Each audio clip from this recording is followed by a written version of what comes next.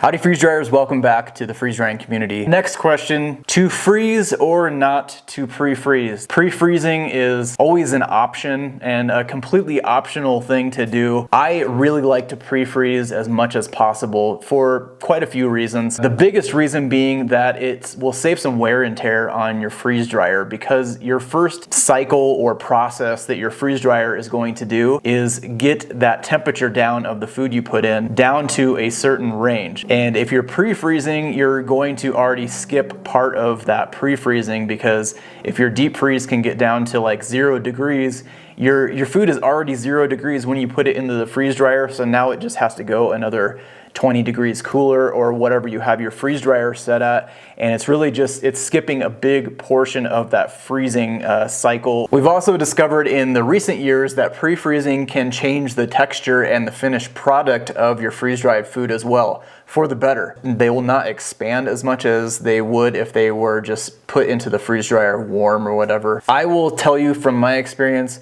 almost every food will benefit more in texture and finished product from pre-freezing. It really helps with boil over. Liquids are a huge one for me. If you're doing a soup or some kind of paste type thing that you're turning into a powder later, pre-freezing is huge. I think it really helps with the overall texture on the completed product. Very high moisture foods are going to benefit this because it's going to help the freeze dryer dry them more evenly, and everything's going to be completed more at the same time.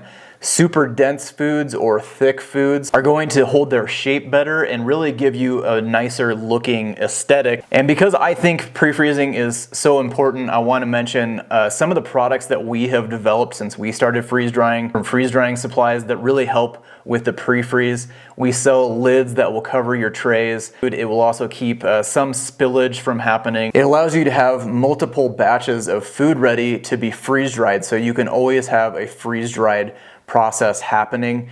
And those trays also allow you to stack them, so it keeps your deep freeze nice and organized. You can also use the dividers for that same thing, because once the food is frozen with the dividers in, it automatically makes a portion or a section. You can separate different types of foods if you want to. So I would highly recommend pre-freezing if you have the space, if you have the time to do it, and if you think it's something that's worthwhile for your freeze drying process. Hey, you! Are you unlocking your full potential as a freeze dryer? You're missing out on pro freeze drying tips and freeze dryer giveaways, valuable food storage recipes, and most important, unlocking your inner freeze drying guru. Click the first link in the description to get signed up.